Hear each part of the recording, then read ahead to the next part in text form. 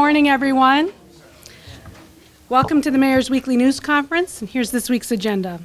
We have some exciting updates from our Department of Economic and Community Development, a report on the city's bond rating, an announcement about the upcoming Tuskegee Airmen Rise Above exhibit, some back-to-school reminders and tips, a request to complete the CelebrateErie Survey, a congratulatory message to our Muslim friends who are celebrating Eid al-Adha, and a reminder about Zabawa. And now I'll turn it over to the Mayor.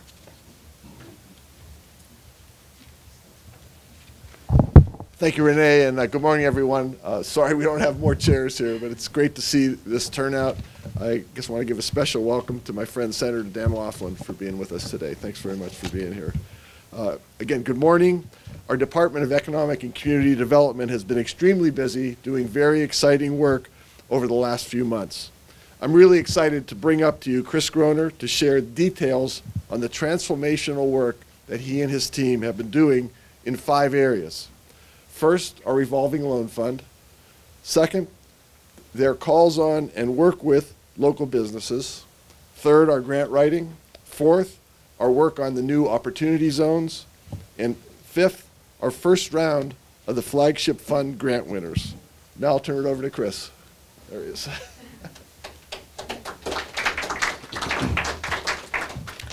Thank you, Mayor. Good morning, everyone. I'd like to take this opportunity to update you on what our department has been working on recently and since we've last met.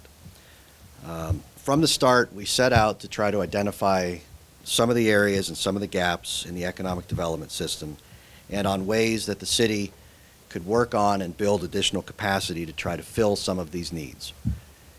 And this started off with, first of all, an expansion of our lending capacity and the creation of an additional low-interest loan fund that is able to assist small businesses in the city. This access to capital and gap financing is critical to economic development. And to that end, the city has been able to provide this year $2.7 million in direct lending to small and medium-sized businesses throughout the city thus far this year. This is a record amount of financing assistance that the city's ever been able to participate with. And we look forward to being able to support further projects as we move along. And this is with 4 months to go in the year, so we're very excited about that. The 11 projects that we've been able to assist directly on so far have helped to retain and create literally hundreds of jobs. I cannot stress enough how important that this low interest and gap financing is when you're trying to put these deals together. Additionally, we were able to identify the need for more targeted support for small businesses, and this took the form of grant assistance, and it led to the creation of the city's first ever grant fund, the Flagship Fund. If you recall, this account is fully self-sustained by the interest earned and generated off of our economic development projects and financing. And that first round of applications has recently closed, and we are excited to announce those results a little bit later in this press conference. Another area that this department focused on and made a priority was our ability to build and add a solid outreach component. It's vitally important that we stay in touch with the business community in the city. This effort has resulted in over 200 visits and tours to local businesses since the beginning of the year, averaging nearly 1 a day. This drastic increase in direct contact has provided the city's business owners with valuable connections and information, and has provided our department with meaningful feedback and advice as to how we can improve the business climate in the city. I'd also like to update you on our grant activity. Since the beginning of the year, our grant writer, Abby Skinner, has submitted over $35 million in grant requests, not only on behalf of the city, but for other businesses and organizations. This also plays a critical role in economic and community development, because many projects simply would not happen without grant support. And our department realizes the significance in supporting as many projects and developments as possible. Another area that we've been busy working on is the Erie Opportunity Zones. We submitted these requests for these zones, and these requests were approved by the governor and subsequently by the Department of Treasury and the IRS. And since that time, we've been working to fine-tune some of those guidelines. And at this point, I would like to bring up Tim Wachter from the Knox Law Firm to provide some additional insight and updates on the Opportunity Zones. Tim? I'd like to thank Mayor Schember and Chris Groner for this opportunity. 1 month ago, the mayor recognized all of the various organizations working to advance the Opportunity Zone concept within the city of Erie. Much has been done since then.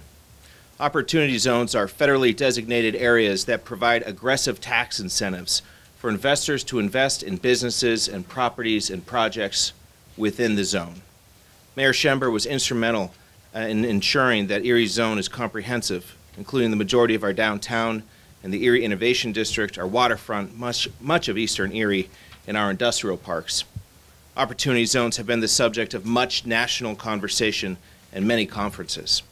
While we are waiting for federal regulations to direct how to operate opportunity funds, the national conversation has been how communities can best capitalize on this economic and community development effort.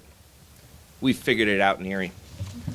Following Mayor Schember's press conference, we at Knox Law Public Strategies called a meeting of community leaders, including Senator Laughlin, representatives from the Community Foundation, the Erie Regional Chamber and Growth Partnership, the City of Erie, Ben Franklin Technology Partners, the Erie Downtown Development Corporation, Erie Insurance, Erie Innovation District, and the Erie County Gaming Revenue Authority to discuss the development of the Erie Opportunity Zones. The response was nothing short of fantastic, and we filled our largest conference room beyond capacity. Following the meeting, it was decided that we should continue to work together to develop the Opportunity Zone. Today, as a result of that meeting, I am honored to announce, on behalf of the mayor, that Erie's Opportunity Zone is now to be known as Pennsylvania's Flagship Opportunity Zone. In partnership with the city, we developed a website, www.flagshipopportunityzone.com, through which you can sign up to receive information on our zone.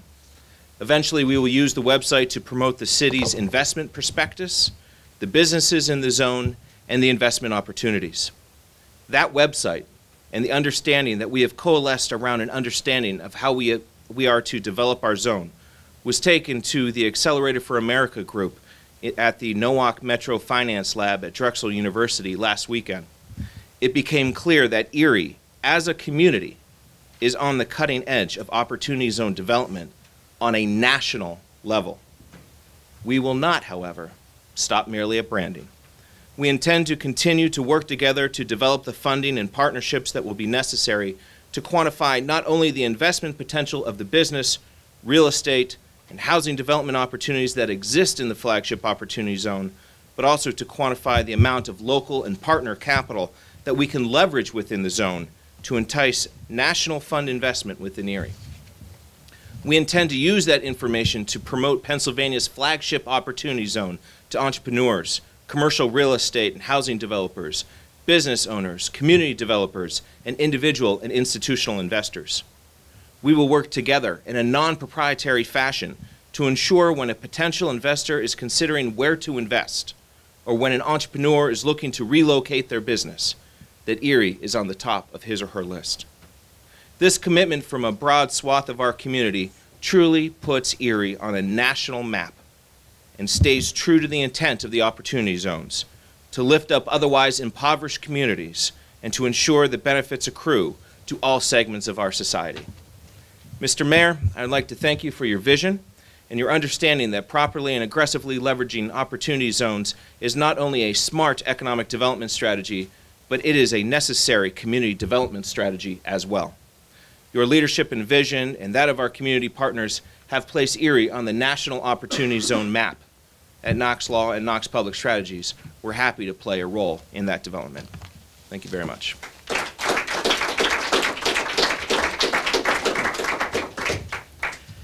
Thank you, Tim. We are extremely excited to be able to collaborate with you on this effort and look forward to where this is going to take us. It will undoubtedly have an enormous economic impact on our community. My final topic for today is the first round of the Flagship Fund Awards. If you recall, it was initially our goal to have this program up and running by the first of next year, and I'm very pleased to be able to move that timeline up by 6 months, and am excited to announce the first group of Flagship Fund Grant recipients. To do this, I'd like to call up our Business Development Officer, Brett Weiler, to provide some more insight into the first round and to announce the selections. Brett.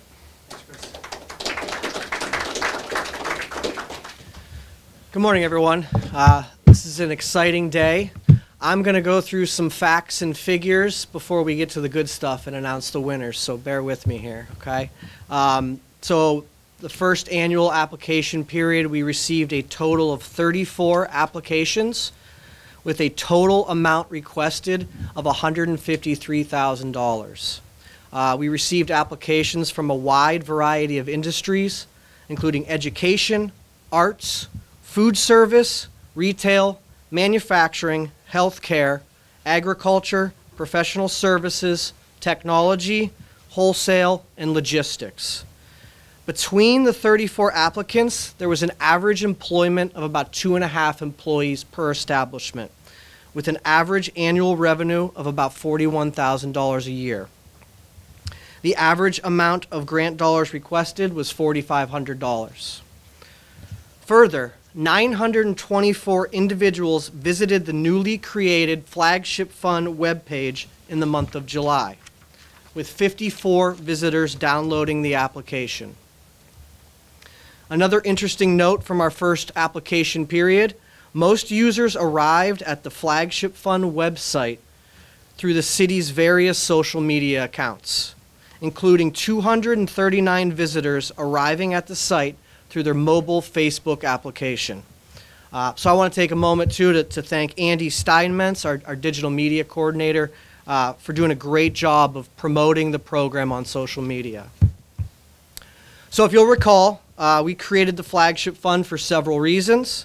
First, we developed the grant program to encourage the establishment, growth, and retention of sustainable businesses which enhance the City of Erie's reputation for innovation, creativity, business vitality, diversity, inclusiveness, quality of life, and environmental sustainability. Second, the program was created to create employment opportunities and increase the level of business investment in the city. And third, the fund was created to support innovative businesses that demonstrate solid market potential and a solid business model, including long-term financial viability. As we expected, we received an overwhelming amount of highly competitive grant applications. The sheer volume and quality of the applications gives us reason to be hopeful for our small business community and our economy as a whole. It was an incredibly difficult decision to narrow down the pool of 35 applicants to just 4, or just 5 winners. Let's clear that up. But we're confident we've selected those companies that best meet the criteria set forth in the Flagship Fund application. So, without further ado, we want to announce the first 5 award winners from our first ever Flagship Fund application period.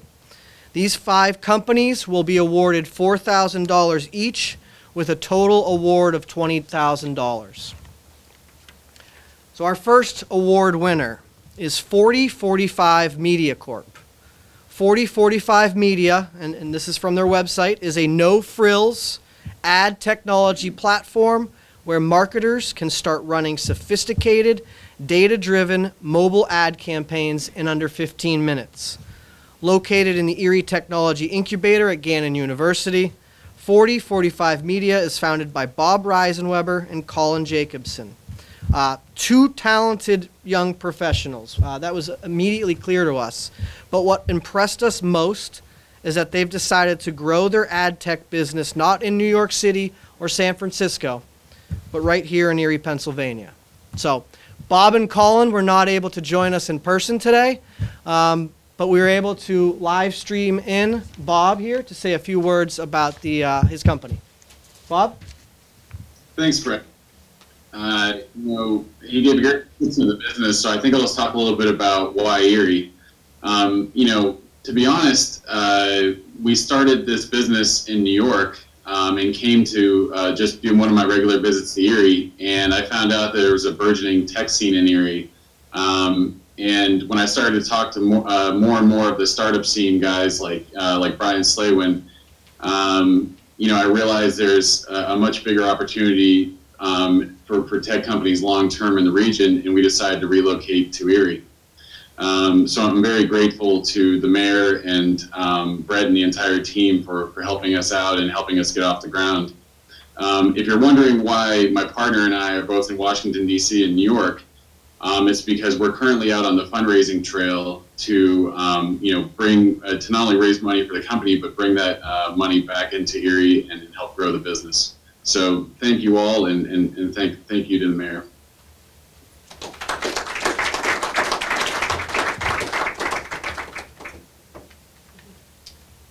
All right. Our second award winner, Whitethorn Digital LLC. Whitethorn Digital LLC is a publisher of offbeat indie video games and a development and small game business incubator. Located in the Renaissance Center in downtown Erie and led by founders Dr. Matthew White and his wife Katie, Whitethorn Digital is uniquely positioned to capture the opportunity to make Erie, Pennsylvania a hub of a $30 billion indie video game industry. So I want to invite Matt to come up and say a few words.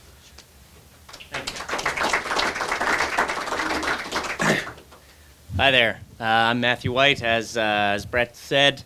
I'll keep it very brief. One of the things that's been great since we've come back to Erie from California is that there are a lot of investment places, a lot of economic development places that are about words and not about deeds.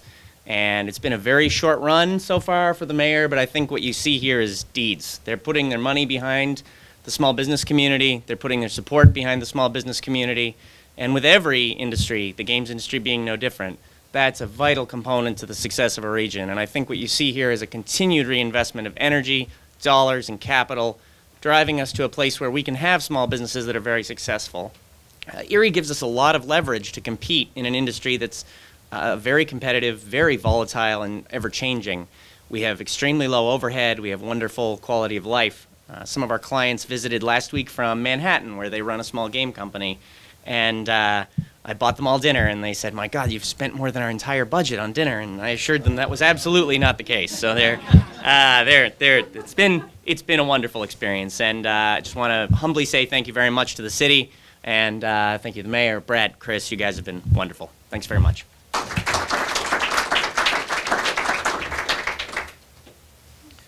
Thanks, Matt. Our third award winner, FW Millworks LLC. FW Millworks is a custom millwork fabrication shop located in the city of Erie, currently employs 6 full-time employees. Their innovative approach to combine two extraordinarily different yet creatively integrated manufacturing processes has allowed the company to complete projects in areas such as high-end restaurants, universities, federal judges' chambers, and most notably, their involvement in the revitalization of the National Press Building in Washington, D.C. Worth noting, a majority of their work is performed outside of Erie, so the importing of outside dollars will enable Erie's economy to flourish. So I'd like to introduce Michael and Leanne Gredzian to come up and say a few words.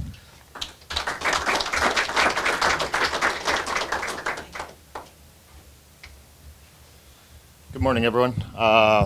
Just want to say what a great resource this is for the entrepreneurs and small businesses in this area. Since our inception, we've doubled our sales year over year, and the hiring has followed with that. We won't double the jobs, but with 6 people, our inception 3 years ago, and under $100,000 in sales, we're happy with where it's going.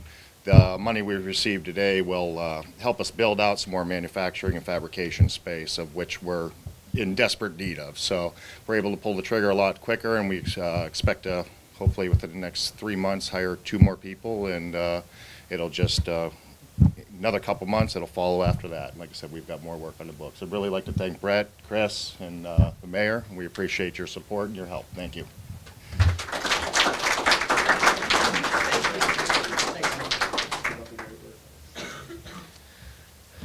Thank you. All right, our fourth award winner is Uniform Outfitters.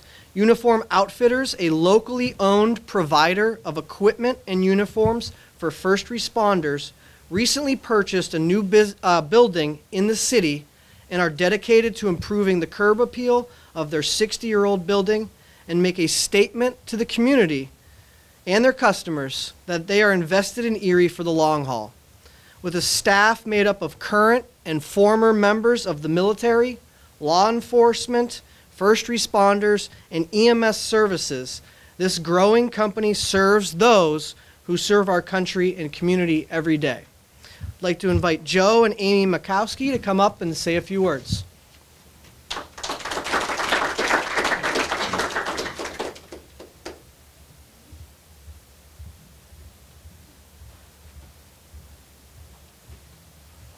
Hello, everyone. My name's Amy Makowski. This is my husband, Joe. And we want to sincerely thank the City of Erie, Chris Groner, for all of his help, the mayor, for awarding us this grant to help renovate the facade of our new building. We're currently in Mill Creek right now, but we quickly outgrew our current location and decided to purchase a larger building in Erie to be more centrally located for our customers.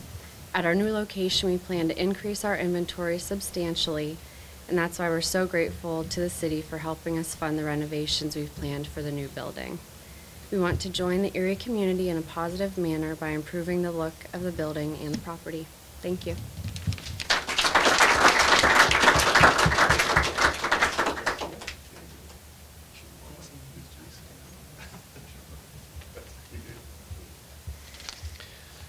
All right, our fifth and last award winner is Grant Larson Productions, LLC. Grant Larson Productions is a film and video content company with a mission to develop and produce dramatic feature films with an emphasis on new filmmakers and strong female roles, along with education through new media content. Grant Larson Productions is in the process of developing a mini-series that looks at the history and significance of the Battle of Lake Erie. And they hope to ideally time the release of this documentary with Tall Ships Festival in 2019. So, Grant Larson Productions was unable to be here with us today. They are out filming movies. So, that wraps up my portion. Thank you and congratulations to all the winners. I'll turn it back over to the mayor.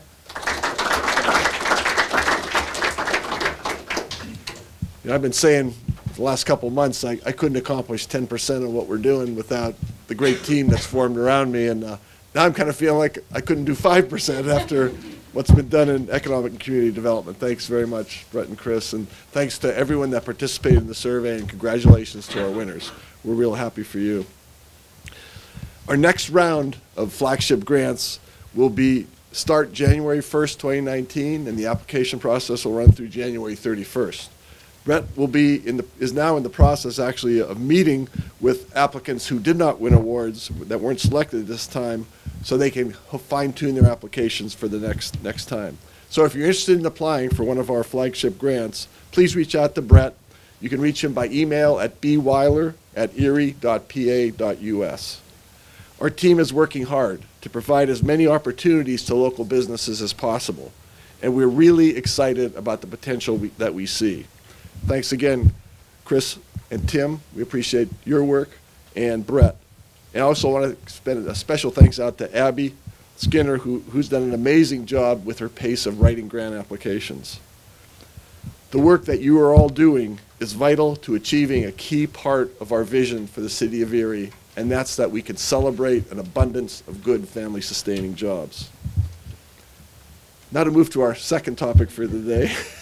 As you know, in my mid-year budget report to City Council, I was open and honest in discussing that, due mainly to lower transfers from the sewer fund, we're projecting a $1 million deficit for 2018. Because the city is a guarantor on the Erie Parking Authority's 2018 General Obligation Revenue Bond, S&P Global Ratings recently reevaluated the city's financial health. I'm happy to report that S&P assigned an A rating to the new parking authority bond. But more importantly, they also reviewed the existing debt, all the existing debt of both the city and the parking authority, and they affirmed their A rating of the existing debt to both the city and the parking authority.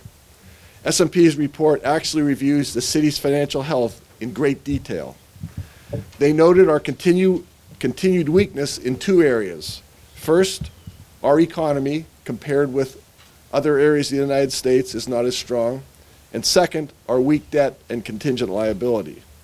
But they also noted 5 areas of strength in the city's finances. First is our strong financial management. Second is our strong budgetary performance. Third is, and these are their words, our very strong budget flexibility. Fourth, our very strong liquidity. And fifth, a strong institutional framework score.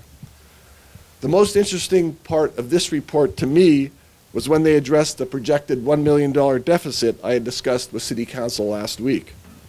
After mentioning the projected deficit and the lower sewer transfers as the cause, they said, and I quote, "Should the city end with this shortfall, it is unlikely that it will result in a material change in its budgetary performance." They concluded this section of their report by saying, and again, this is a direct quote, "In our opinion, we believe that it is likely the city will make the necessary budget adjustments and achieve a balanced or positive outcome. Based on its track record, its actual results have consistently outperformed mid-year projections." The full report is available to anyone who would like to read it after today's press conference. It's about 5 pages long. Now, for our third item, I want to bring your attention to the upcoming Tuskegee Airmen Rise Above exhibit.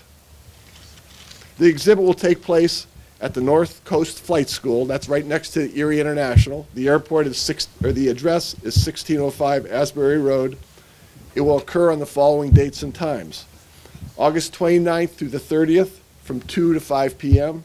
and August 31st to September 2nd from 9 a.m. to 5 p.m. To tell us more about this exhibit, I'd like to welcome up Gary Horton for a presentation. Gary.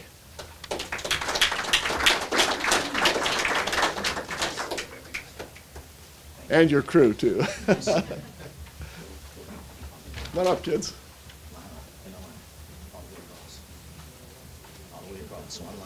Give everybody one. Like if Jenny from UPMC Health Plan would also come up. Okay.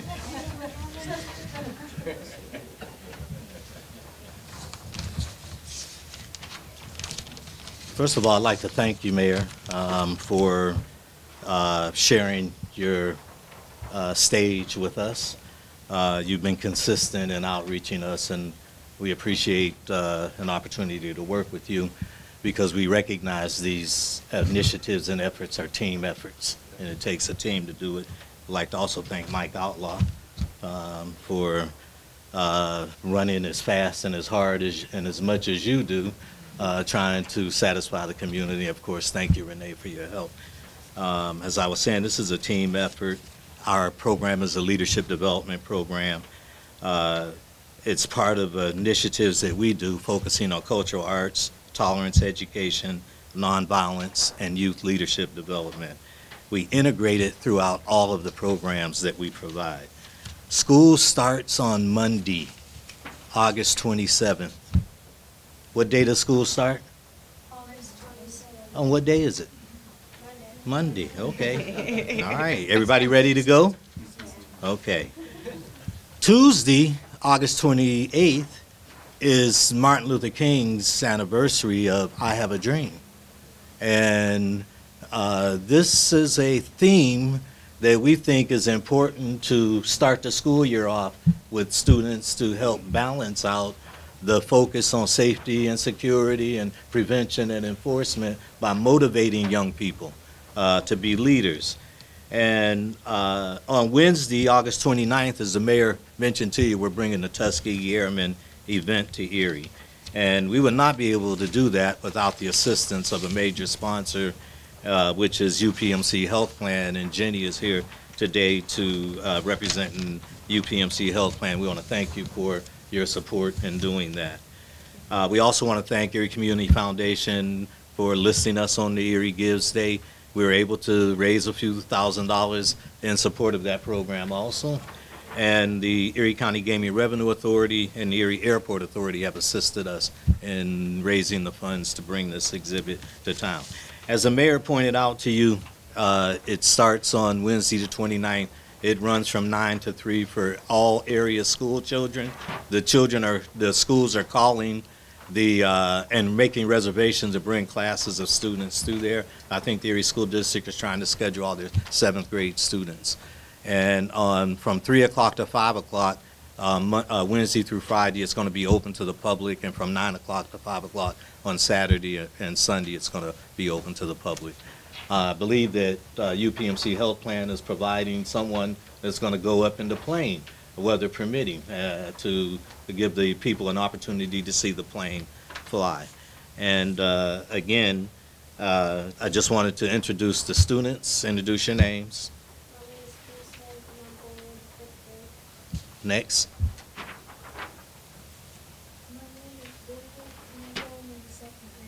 Next. I go to St. James and I put the train to 5. Okay. That's Lincoln, and he's 3. Next.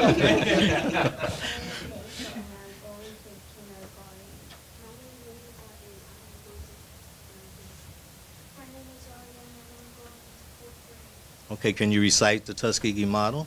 Go. Aim high, believe in yourself, use your brain, never quit, be ready to go, expect to win. Thank you. Last and not least, we want to make a presentation to the mayor, and we'd like to see this hanging in your office somewhere. It's an autograph rendition of one of the airplanes signed by some of the Tuskegee Airmen, and we know that with the adversity that you faced in the city, with the adversity that young people face going to school, there's no better model than what the Tuskegee Airmen represent, to always aim high, believe in yourself, use your brain, be ready to go, never quit, and you can expect to win. And so we thank you and make this presentation to you. Let's go. Very nice. Let's go. Thank you. Thank you all. And Gary, I want to say to your 6 assistants, you're the future of Erie. School starts Monday. Learn a lot and get ready for the future, okay? Will you do that? Thank you. Thank you.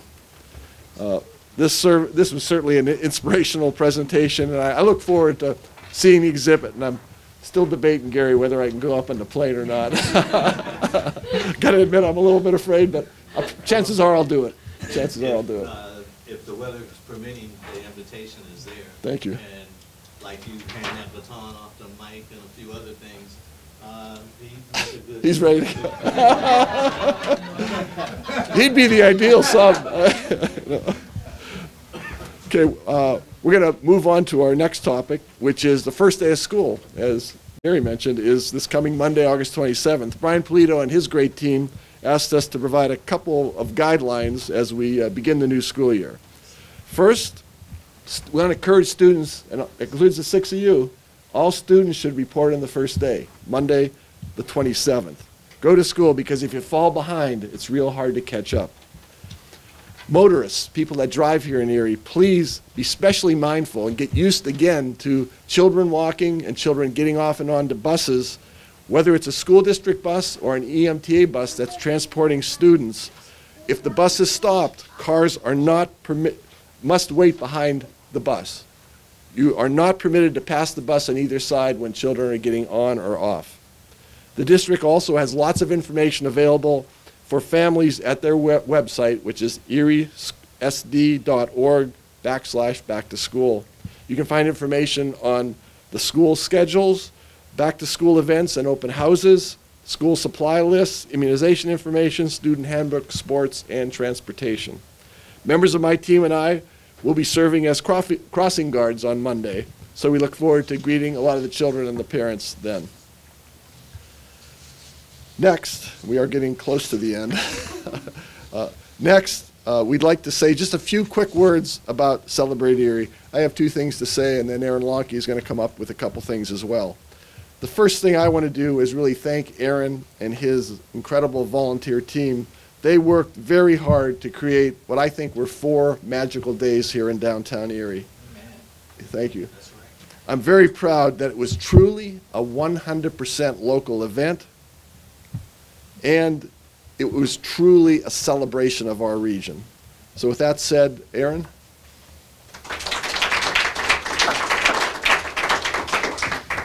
Thanks. Right out of the gate, I'd just like to thank the people responsible for this event. The last 6 months, we've had planning and a lot of things going on, and obviously the event itself. So I'd like to thank our city staff, including police, fire, and public works, and our city hall office staff as well, many of whom volunteered through the event.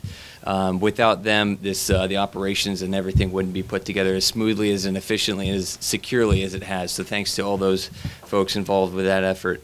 Also, our team, our board has planned the event in 6 months, and we had a lot of late nights, long hours, and weekends. But I'd like to thank Andrew Walzak, Emily Smicker, Isaac Smith, Brianna Adams, Sean and Elmy Clerkin, and Donna Zachs Jordan, Andrew Gordon, Matt Lonke, Ron Esser, Dave and Nick Rocco, Andrea Blythe, and Jose Polanco. Also thanks to Joe Schember, the mayor, Renee Lamus, chief of staff, Nika Nestori Carpenter for their support in the mayor's office, and our summer staff, our 2 summer interns, Lucy Knappenberger and Megan Cooper, who really took the initiative to make this happen. A few things from our estimates. Thanks to everyone who came out for the weekend. I want to say a couple of stats that we have right now. We're still collecting some data, and we'll get to that in a second. But Dan and Shay on Sunday night brought in approximately 28,000 people with one of the largest and most interactive Celebrate Erie concerts we've seen in a decade.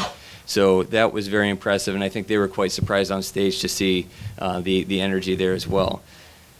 In addition, we estimate that Celebrate Erie overall brought in 250,000 attendees from Thursday through Sunday. The estimate's partially based off of data collected by the Erie Innovation District, who can now track the number of Wi-Fi enabled devices in Perry Square. Thanks to the Innovation District and VNet for providing this Wi-Fi this summer in the park, and those metrics help us give a better gauge of what we have going on in all events during the summer and even winter months. So thank you for them. Initial feedback has overall been positive. We're in the process of evaluating our programming and operations and still need your feedback, the public feedback, so we can make Celebrate Erie even better next year. So if you came to Celebrate Erie this past weekend, go to CelebrateErie.com and take our survey. You'll be asked questions about what you liked, what you didn't like, what you would like to see in the future. And the survey takes less than 10 minutes to complete, so it doesn't take too long. Those who fully complete the survey will be entered to win a cash drawing of $200. 3 total winners will be chosen and notified via email on August 31st when the survey ends. I'd like to thank, lastly, More Research for conducting and analyzing the survey. More Research is a leading market research company located right here in Erie with clients all around the world, and it's nice to have a hometown partner working with us to gather public feedback to use for future planning efforts. Thank you.